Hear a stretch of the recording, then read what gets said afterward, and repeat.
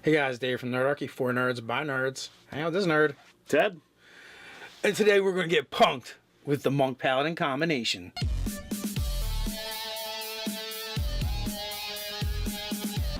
Hey guys, jump down in the description below where you can find Nerdarchy, the newsletter, game weekly tips, as well as learn how to game with Nerdarchy. All right, so we're kind of just chatting around, and you're like, hey, I got this idea for a character build. Yes, I want to build a punk. And for those of you who don't speak Dave, he wants to make a Paladin monk. Yeah, I was inspired. I think I was inspired by watching the Iron Fist trailers that have been appearing in my feed on Facebook, and that the glowing fist, and then it also made me think of like Ryu and Ken from Street Fighter. I probably saw something with that going on, and I was like, you know what, that would be badass to be a monk that smites with his punches. I mean, because you could technically smite and stun at the same time, equaling smite, right? And you're just like, ah, boom, right? So we're trying to figure out what that build would look like, and I'm supposed to guest appear in a game, and I already told the DM I was going to be a sorcerer, but I'm like, and it's like higher level game, so it's so much better when you can just show up with and basically have all your stuff and be able to do it. Except for I believe there's a monk or two already in that game. Not that I care about that, but I don't want to come in and just totally eclipse them, and you just come in and they're like doing their monk stuff and whatnot, and then you come in as this combination, and you're just smiting with your flurry of blows and just destroying things. Smite for you, smite for you, smite for you. Yeah. But that being said, oh my god, there's so many characters I want to play, so I guess we need to start off with, are we building backwards or are we building forwards? Like, where are we trying to go? You want to start there? So, like, how you started off? Obviously, whenever you're looking at a multi-class character build, it's always what's the split going to be? If the character winds up going out to 10th to 20th level, what are his levels looking like? So I feel like this character. So all right, from the storyline in my head, right? He's a paladin that, for whatever reason, just throws off all vestments of paladinhoodness. He strips the armor. I just like in my head, like it's playing out somatically. As he's walking into the sunset, like the armor's just flying off. He throws his weapon away. No, it's just totally you're seeing that happening, but you're just seeing the feet walking. Like you see this distance, but then you see like the pieces of armor fall. Yeah, the great sword fall, and the greaves. And the pauldron, and like the pieces of armor just get cast off, and then and then it opens up. The next thing you know, he's kneeling. The character's kneeling, in front of a great old master in a temple somewhere. And teach me. Not even that. Like I see him as just being like almost like for whatever reason disavowing his. I almost seem like a fallen paladin, like the idea that like for whatever reason, or he's fallen. He's fallen and he feels disgraced, and so he doesn't feel like he's worthy of any of that stuff. And then he starts rebuilding, and he does it as a monk, right? Yeah, the most like, because you to be a paladin, right, just screams wealth in my mind. I mean, well, you're talking about plate mail armor or a great sword, the steed. Knights are wealthy individuals, and the monk is like the opposite. It's true. It is the most humble. So you have this really diverse. Warring I want to say philosophies, but I don't think that's the right word either. But yeah, so I would love to play this character now. God damn it, when will I just play a straight, single class character? I really do feel like single class is much stronger than multi-class. It's just you can do cool combinations. The combinations make it fun, because there's things that, hey, this would be really great together, but the only way to do it is to put the chocolate in your peanut butter, the peanut butter in your chocolate. Right. So for this character, because it's kind of like stat heavy, we're talking, and we're like, well, who gets the best bonuses to build this character? And then you're gonna have to go. There's two you could go. All right. The non-variant human, which is like almost like a curse word in our group. No one plays that. Because the feet is just so much of a temptation. It is. But, those +1s to everything would really help you get those stats that you wanted. And that, or half elf. Now, half elf has the ability to say, okay, well, you want, as a paladin and monk, you want typically wisdom, dex, charisma. But that being said, right, depending on what kind of monk you go with, how important is the charisma? Your charisma going to be? So that's true. You could go with wood elf having the dex and the wisdom bump, and you get that extra 5 foot of movement. That's true. Or you could go the variant human and have just +1 everywhere. Yeah, well, the 2+1s where you want them, and the feet, and if you choose the feet properly, that's a +2/+1. So that would be another way to go. So obviously, like in my mind, I have 2 ideas for Paladin, right? All right. One being the devotion Paladin, like, and that like makes sense on the storyline of you're kind of fallen. But then again, I kind of feel like Oath of Vengeance kind of screams of, well, you fell, but you found your way back, sort of. Because you've just become, you've switched gods, or switched where you switched oath, or switched where you're drawing your divine inspiration from, and you're a bit more hardened and vengeful at this point. It really is going to depend upon where you want to go with it. If you're looking for a combat heavy, vengeance is definitely going to be your thing. But if you're looking for more the, I left being a paladin to be a monk because I'm looking for serenity and I'm looking for my path back, then like I would say I would stick with devotion, or you go with the fallen paladin, the DMG. Yeah, that doesn't fit at all. I don't feel like the one in DMG. Like, I don't want to play. Like, I have zero desire to play an evil character. Okay. Or a protection starts at 6th level, and that is purely driven by. That's purely driven by your charisma. So obviously you're going to, if you want to take advantage of that, and that's important to you, and you're taking at least 6 levels of paladin, then you're going to have to do something. You're going to want something in your charisma. But, does it have to be maxed out? That is the other question. And you're also playing a monk, so you're never going to get Diamond Soul, but is Aura Protection the one that gives you the bonus to all your saving throws? It is. All right. So the way I saw this character being built was 9 levels of paladin, 11 levels of monk. You do miss out on that last stat bump that you would get at 12th level monk, but 9 levels of paladin gives you access to third level smites, and that goes right to 2 of them a day. So I think that is something big that I wouldn't want to pass up. So but as a 11th level monk, you'd have access to the D8 for your martial arts. So unarmed damage or your monk weapons goes to a D8.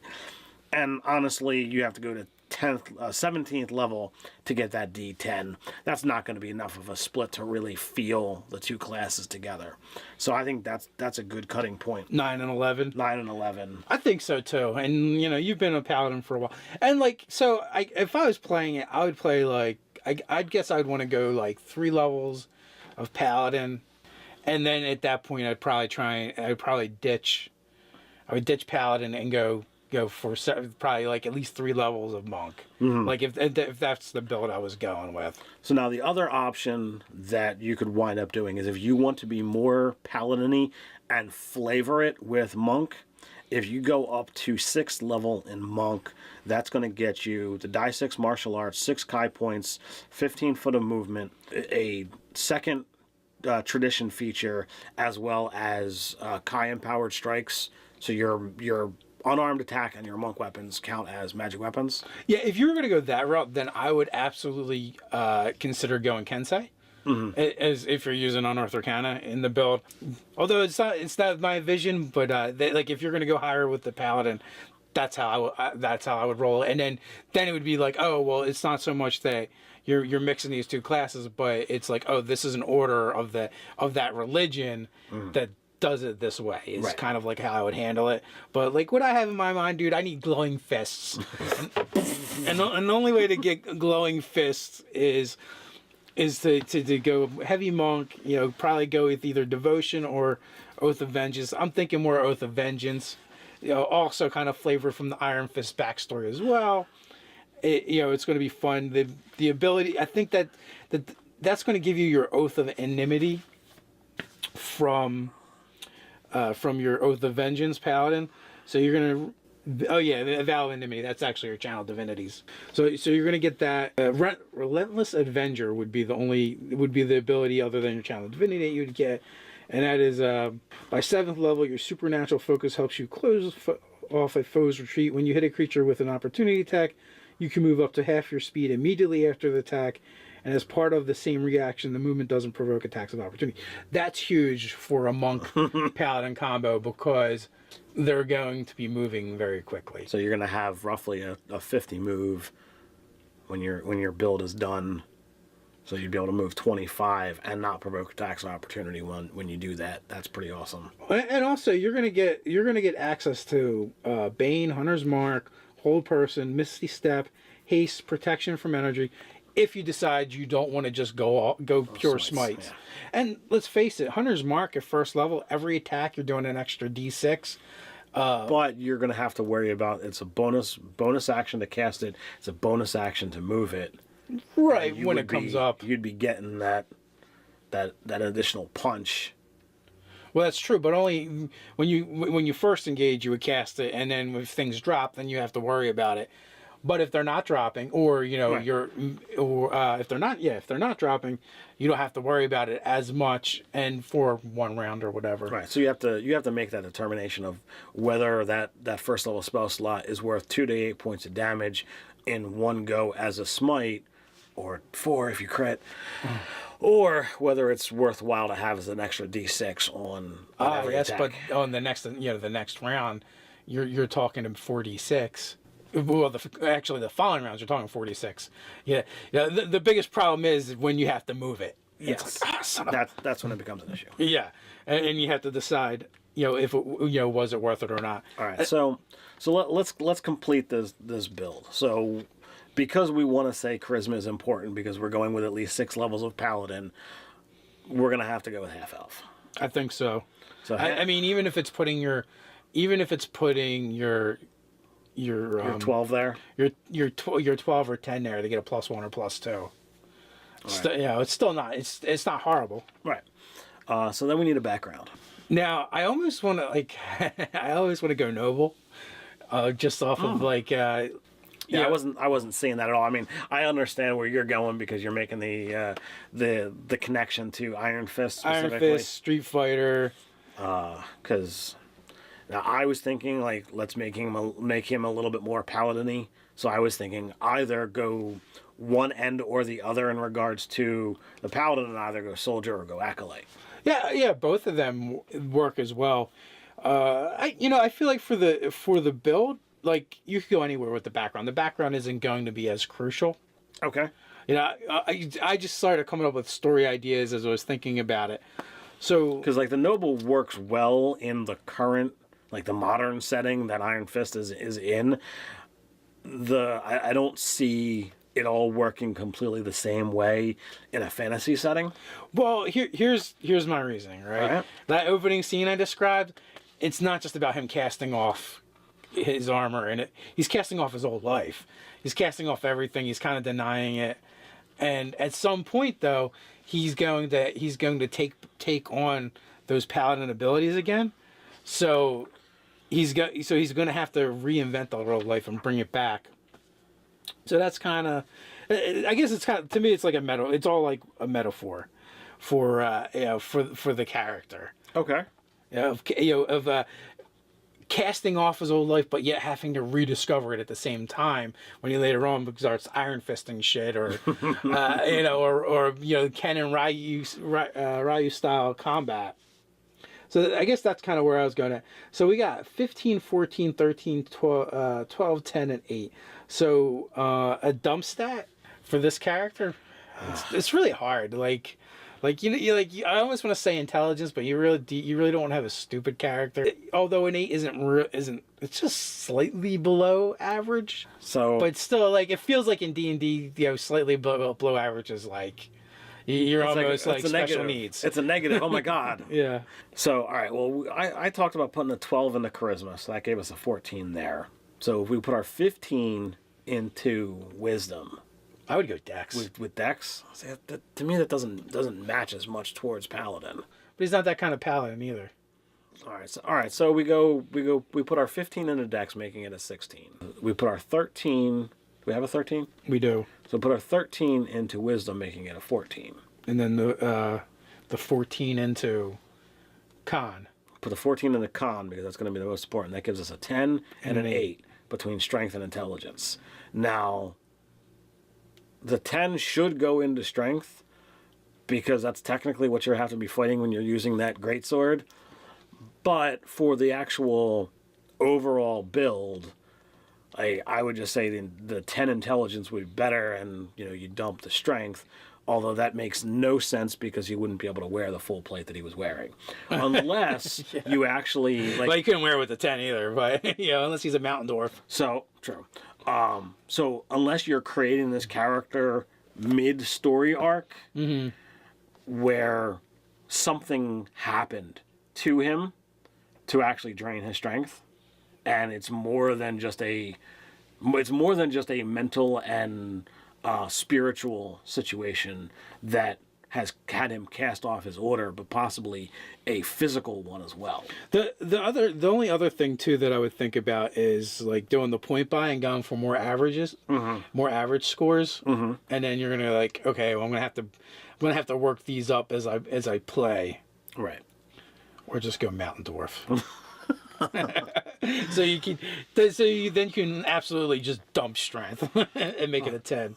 Well, you could do that, but then you wouldn't get the other stat bumps. That's true. But then you can put a 12 in your con and get a 14, and then you can put a 14 or a 12 in your charisma. You just 14 in a You dex, just want everything to be a mountain dwarf, and it doesn't always 10 work. intelligence, 13. I think it works, man. Mountain dwarves are just better at everything. It's not their fault. I blame Watts. Watsy did it. They made the mountain dwarf too good. So what do you guys think? Oh, wait a minute. So you get a fighting style as a paladin at second level. We already said that the only thing that'll work is dueling. Yeah, did we mention that already? We did. I know we mentioned it off camera. I didn't know if we mentioned it on camera. Okay, well, if we didn't mention it, dueling is the only thing that's going to wind up working. Well, yeah, that +2 to damage rocks. You never have a weapon in your other hand anyway, so it doesn't matter. Which is also going to, pump up your average damage as well. So, all in all, I want to play the punk. I'm stoked for the character build.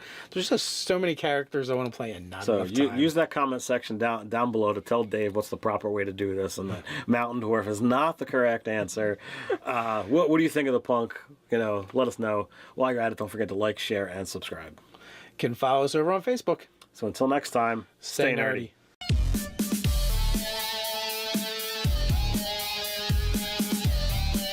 The DM was going to be a sorcerer, but I'm like, and it's like higher level game, so it's so much better when you can just show up with and basically have all your stuff and be able to do it. Except for I believe there's a monk or two already in that game. Not that I care about that, but I don't want to come in and just totally eclipse them. And you just come in and they're like doing their monk stuff and whatnot, and then you come in as this combination, and you're just smiting with your flurry of blows and just destroying things. Smite for you, smite for you, smite for you. Yeah. But that being said, oh my god, there's so many character armor.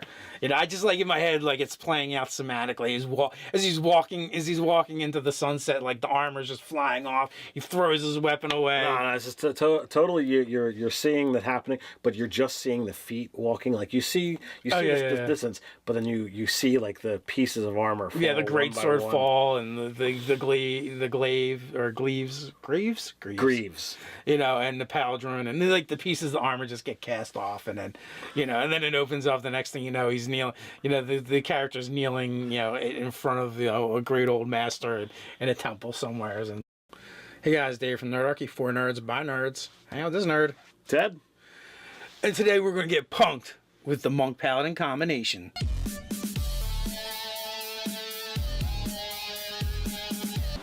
Hey guys, jump down in the description below where you can find Nerdarchy, the newsletter, game weekly tips, as well as learn how to game with Nerdarchy. All right, so we're kind of just chatting around, and you're like, hey, I got this idea for a character build. Yes, I want to build a punk.